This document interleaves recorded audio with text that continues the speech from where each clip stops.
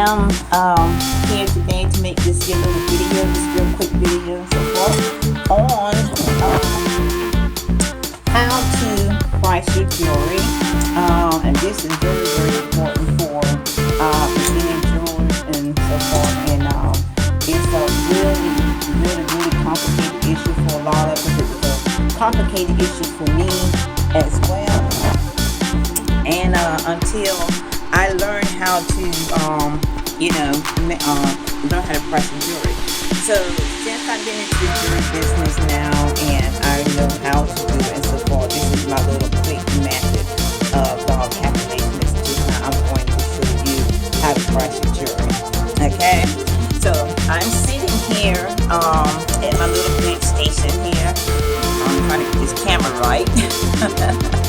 So it's kind of dark here, but anyway, so I'm going to go over some things to show you like what I did and so forth and everything, and how to do a quick calculation without having to buy those jewelry software programs. So I know that when you're going to be offered the jewelry I'll get right there. You're going to be offered the jewelry software program that will help you. But when I did it, and I did do it when I first started, because I had no clue as to how to price the jewelry and so forth. And it's very important to price the jewelry right and all that. So I'm gonna go back to my little design that I have and so forth. And to me, this is the key right here for pricing the jewelry. Okay. Now, this is the bracelet. I haven't made it yet, but I'm going to. This is the design that I want. And if you can see that every bead that is going to be put onto this bracelet is here and in place.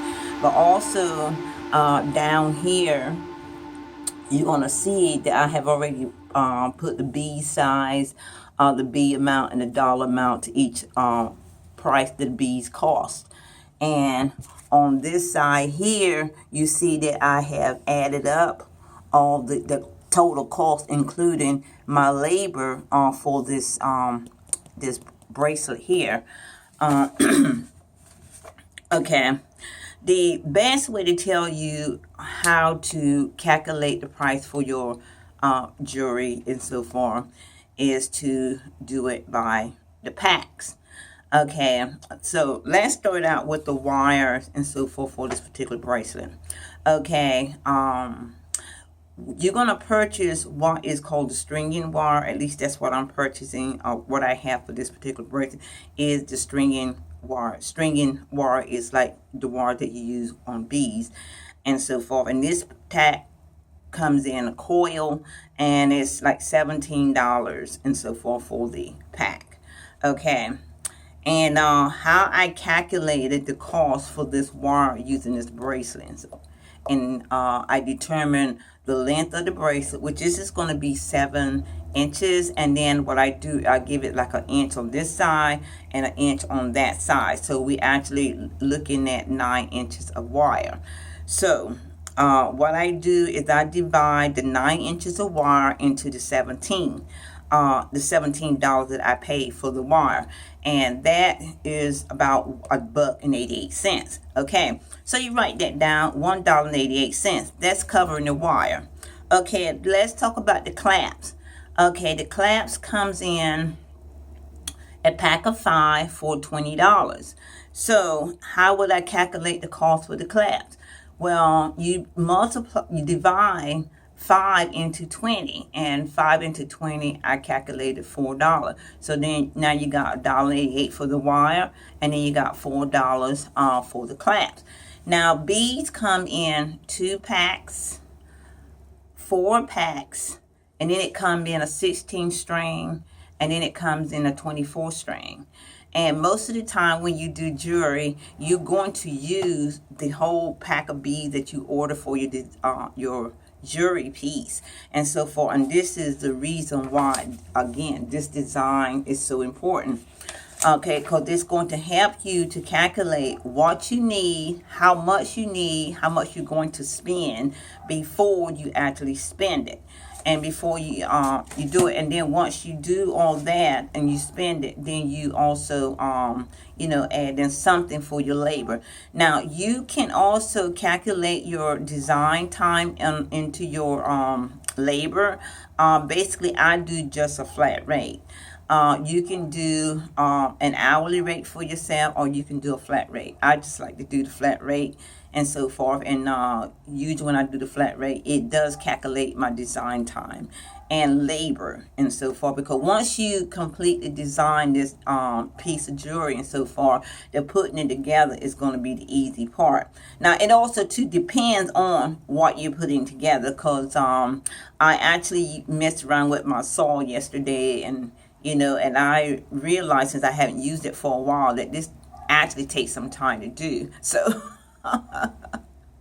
so you may not, so your expenses, your labor may be a little bit more than mine and so forth. But anyway, that's the easy way. Because one thing too, when you use those software to calculate your jewelry pieces and so forth, it is a lot of detail in putting in every little bead thing, the minimum size, the name of the beads, and all this and that stuff before it actually calculates calculates for you what your cost is going to be. And sometimes I don't think it's as accurate as I would want it to be, because I've used it when I first started out in jewelry. I bought a jewelry software calculator to help me to calculate my prices for my jewelry, because I did not know how. And I did use it, but it was tedious. So over the course of time, I just learned how to do this and how to use my design and everything to put everything together before before I make the piece and so forth. And I already have the cost and the price and so forth of the jewelry before I even get it made. So that's one way that you can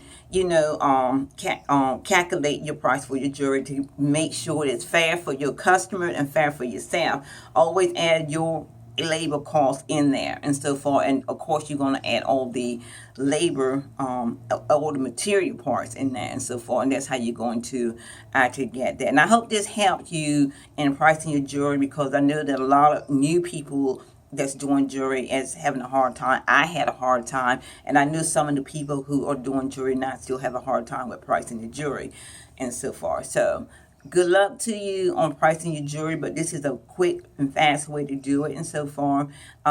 Get your design done and so forth, and that should help you. Thank you. This is Eunice out.